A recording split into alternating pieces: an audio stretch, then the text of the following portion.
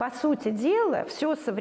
effet, tout le bien-être actuel de l'Occident, son progrès rapide et son développement technologique sont basés sur le pillage. Tout d'abord, sur le pillage de l'Afrique. Par exemple, les États-Unis n'ont jamais colonisé l'Afrique formellement, mais quelle a été la base de l'accumulation primitive du capital américain? C'est l'exploitation des esclaves dans les plantations de coton des États du Sud. Combien d'esclaves ont été amenés? On n'en parle pas beaucoup. On parle de 15 millions d'esclaves. Mais de quels 15 millions parle-t-on? Selon diverses estimations, au moins 5 fois plus, peut-être 100 millions, ont été amenés. Ces gens sont morts en route. Leurs corps ont été empilés dans les navires. Cela signifie que l'Afrique a perdu sa meilleure base génétique, car les gens les plus jeunes, les plus forts et les plus sains ont été amenés. Quelqu'un s'en souvient-il aujourd'hui?